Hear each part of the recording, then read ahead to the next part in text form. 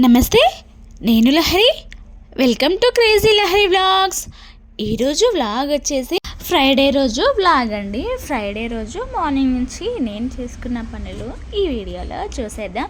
వీడియోలోకి వెళ్ళే ముందు ప్లీజ్ ఒక లైక్ అయితే ఇచ్చేయండి. మీరు ఇచ్చే ఒక్క లైక్ అనేది నాకు చాలా చాలా సపోర్టివ్గా ఉంటుంది.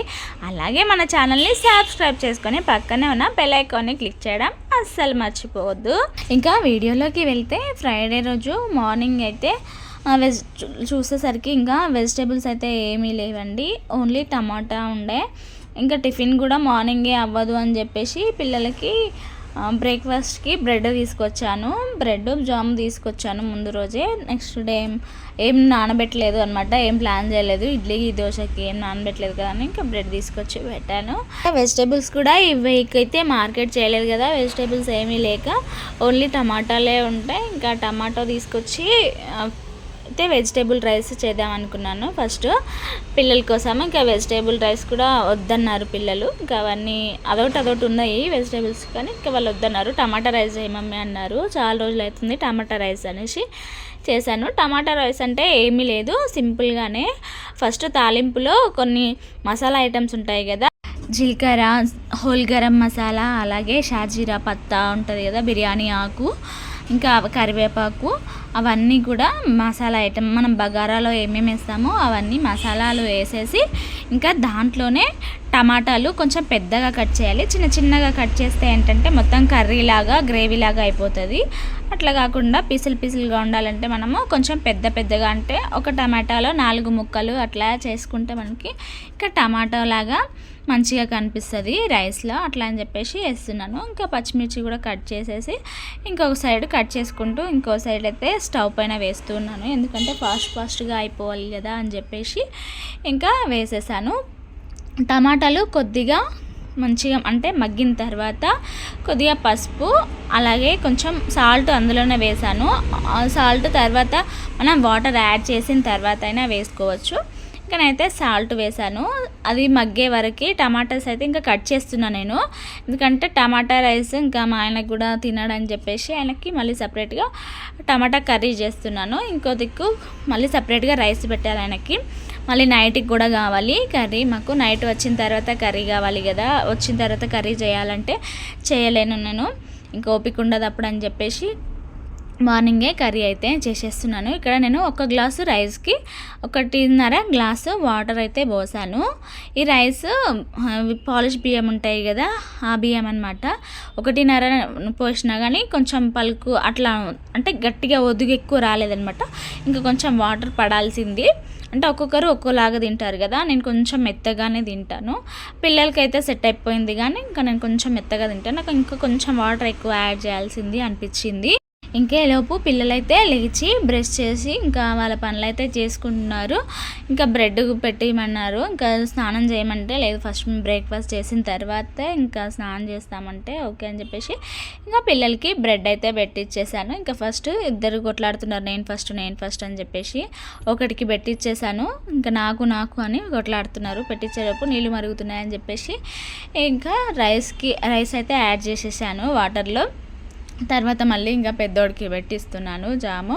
ఇట్లా జామ్ పెట్టిస్తే ఏంటంటే ఒకదానిపైన ఒకటి 2 పెడతాం కదా, అట్లా 2 బ్రెడ్లు తిన్నా వాళ్ళకి కడుపు నిండేస్తుంది. ఇంకా టిఫిన్స్ నేను మార్నింగ్ చేయాలేమో అనుకున్నప్పుడు మాత్రం ఇట్లా బ్రెడ్ జాము అవి ఏమన్నా తెచ్చేసుకొని నైటే మేనేజ్ చేసుకుంటాను. మళ్ళీ మార్నింగే లేచి పిల్లల్ని టిఫిన్ కోసం బయటికి పంపించి అదంతా టైం వేస్ట్ ప్రాసెస్. మళ్ళీ చేతిలో క్యాష్ ఉండదు టిఫిన్కి పంపిస్తే. వాళ్ళు టిఫిన్ తెచ్చుకుంటాము అంటారు ఏం టిఫిన్ చేయకపోతే, కానీ ఇంకా చేతిలో క్యాష్ ఉండదు టైంకి. ఇంకా అదంతా ఇబ్బంది. పొద్దున్నే లేచి అటు ఇటు పరిగెత్తలేమని చెప్పేసి నైటే ఏదో ఒకటి తెచ్చేసి పెట్టేసుకుంటాను.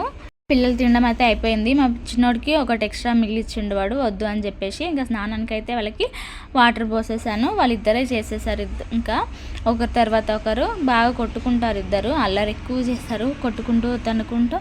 ఇంకా హడావిడిగా అయితే వాళ్ళు స్నానం అయితే చేసేసారు. మొహాలకి సబ్బు పెట్టుకోరు వాళ్ళు, ఏంటంటే ఎంతసేపు రుద్దిందే రుద్దుతారు, కాళ్ళకి చేతుల వరకే రుద్దుతారు, మిగతా అంతా ఏదో గోడ మీద నీళ్ళు పోసినట్టు పోస్తారు. కానీ ఇంకా నేనే చేపియాలంటే నాకు టైం సరిపోయిన రోజు చేపిస్తాను, లేదు ఇంకా వంట దగ్గరే హడావిడి అయిపోయింది అంటే కొంచెం ఇంకా వాళ్ళనే చేయమని చెప్పేస్తాను. ఇంకా అయిపోగానే ముగ్గురికి అయితే సరిపోయిందనమాట. ఫస్ట్ వాళ్ళిద్దరికి అని చెప్పేసి వండాను రైస్, కానీ మాకు ముగ్గురికి సరిపోయింది. ఇంకా తీసుకొని వాళ్ళని పంపించేసి నేనైతే షాప్కి వచ్చేసాను. రాగానే ఒకటి బ్లౌజ్ అయితే అర్జెంట్ ఉండే కుట్టేది. ఫస్ట్ ఇంకా పూజ అవ్వగానే లైనింగ్ అయితే తడిపి ఆరబెట్టేశాను. అది ఎండేలోపు కొన్ని ఆల్టరేషన్స్ ఉండే అనమాట వేరే కస్టమర్వి. ఇంకా ఆల్టరేషన్స్ అయితే కంప్లీట్ చేస్తున్నాను. ఇంకా ఆల్టరేషన్స్ అంటే కట్స్ దగ్గర కొంచెము పైకి ఓపెన్ ఉందన్నమాట, ఇంకా కొంచెం కింది వరకు దింపేసి అట్లా కట్స్ స్టిచ్ చేయమన్నారు కస్టమరు. ఇంకా కొన్ని ఏమో ఓన్లీ సైజ్ చేయడము, అట్లా అన్నీ కూడా ఆల్టరేషన్స్ అయితే చేశాను. ఇంకో కస్టమర్ అయితే ఇంకా బ్లౌజు నెక్స్ట్ డే పాపకి ఈవెంట్ ఉండిందంట, అంటే ఈరోజే అనమాట వీడియో వచ్చే రోజు పాపకి స్కూల్లో ఈవెంట్ ఉంది, నాగమ్మ వేషం ఉంది, బ్లౌజ్ కావాలి అని మదర్ది పంపించింది అనమాట. మదర్ది పాపకి సెట్ కాలేదనమాట, అంత భుజాలు జారిపోతూ అట్లా ఉండే. ఇంక ఇది సెట్ అవ్వట్లేదు అని చెప్పేసి అప్పటికప్పుడు బ్లౌజ్ కుట్టమని చెప్పేసి అన్నారు. ఇంకా ఆ రోజు నాకు కొంచెం హెడేక్ ఉండే, కుట్టలేదు. ఇంకా నెక్స్ట్ డే మార్నింగ్ రాగానే ఇంకా ఫస్ట్ అయితే అమ్మాయిదే స్టార్ట్ చేశాను, ఇంకా తడిపి పెట్టేశాను. ఇంకా ఈలోపు తనవైతే ఆల్టరేషన్స్ అన్నీ అయిపోయాయి. ఇంకా బిల్ వేసి పక్కన పెట్టేశాను. నేనైతే కస్టమర్ కోసం ఇంకా బిల్ బుక్ అయితే మెయింటైన్ చేస్తాను. వాళ్ళు ఎన్ని ఇచ్చారు, ఎంతకి స్టిచ్ చేసాము, అలాగే ఏ మోడల్ స్టిచ్ చేయాలి, అవన్నీ కూడా ఒక బిల్ బుక్ మెయింటైన్ చేస్తే ఏంటంటే మనకి క్లారిటీ ఉంటుంది. ఎందుకంటే ఒక్కోసారి వాళ్ళు కస్టమర్ ఒక మోడల్ చెప్పి ఇంకో మోడల్ అట్లా మనం మర్చిపోతూ ఉంటాం కదా. అలాగే కాస్ట్ అవన్నీ మన దగ్గరికి ఒకే కస్టమర్ కాకుండా డిఫరెంట్ కస్టమర్స్ వస్తూ ఉంటారు. వాళ్ళకి రేట్స్ అవన్నీ కూడా మనము బిల్ బుక్లో రాసుకుంటే ఏంటంటే ఒక ఐడియా అనేది ఉంటుంది. మనకి మతిమరుపు ఉన్నా కానీ అలా చూసుకుంటే సెట్ అయిపోతుంది. నాకు మెయిన్గా మతిమరుపు కాబట్టి నేనైతే ఒక బుక్ అయితే మెయింటైన్ చేస్తాను ఇట్లా. ఇంకా అమ్మాయిదైతే కంప్లీట్ అయిపోతుంది, బ్లౌజ్ అయితే స్టిచ్ చేసేసాను. ఇంకా కంప్లీట్గా ఇట్లా లేసేసాను. తను నార్మల్గానే కుట్టమన్నది, కానీ నా దగ్గర ఇంకా ఇలా లేసెస్ ఉన్నాయి. సరే ఇంకా వేరే కొంచెం పట్టు చీరలాగా ఉంది, ఆ చీరలకి మ్యాచ్ అయ్యేలాగా అని చెప్పేసి అట్లా 2 రకాల లేస్లు అయితే వేశాను. కొంచెం లుక్ ఉంటుంది కదా లేస్ వేస్తే అని చెప్పేసి ఇంకా ఇట్లా లేస్ వేసి ఫ్రంట్ అయితే బోట్ నెక్ ప్రిన్సెస్ కట్ పెట్టాను, బ్యాక్ వచ్చేసి ఇట్లా పాట్ షేప్లో పెట్టాను అనమాట. బోట్ నెక్ పెట్టి వెనకాల ఇట్లా పాట్ షేప్ కొంచెం డిఫరెంట్గా ఇచ్చాను అనమాట. ప్రిన్సెస్ కట్ నార్మల్ పెద్దవాళ్ళ మెజర్మెంట్లో అయితే ఒక వీడియో పెట్టేశాను మన స్టిచ్చింగ్ ఛానల్లో, కానీ ఇది చిన్న సైజు, చిన్నపిల్లల సైజు కొంచెం డిఫరెంట్ ఉంటుంది కటింగ్ అనేది. చిన్నపిల్లలకి 28 సైజు, ఈ సైజు పెడదామని చెప్పేసి వీడియో తీశాను, కానీ ఇంకా 4లో స్టోరేజ్ అయిపోయి ఇంకా మధ్యలోనే ఆపేయాల్సి వచ్చింది. ఇంకా కంప్లీట్గా స్టిచ్ చేసి వాళ్ళకి ఇచ్చేసి ఇంకా నేనైతే ఇంటికి వచ్చేసాము. ఇంకా రాగానే వాటర్ వచ్చాయి, 8కి బయలుదేరామన్నమాట. 8కి బయలుదేరి ఇంటికి వచ్చేసరికి 9 అట్లా అయింది. ఇంకా వాటర్ లేటుగా వచ్చాయని చెప్పేసి పట్టేశాము. ఇంకా లోపల అయితే డ్రమ్లలో వేస్తే అవే నిండినాయి. ఇంకా బయట ఇట్లా లక్కీ పడుతుంటే నేను పోసేసాను. ఇంకా అయిపోయిన తర్వాత అన్ని పనులు అయితే చేసేసుకున్నాను. వీడియో నచ్చితే లైక్ అండ్ సబ్స్క్రైబ్.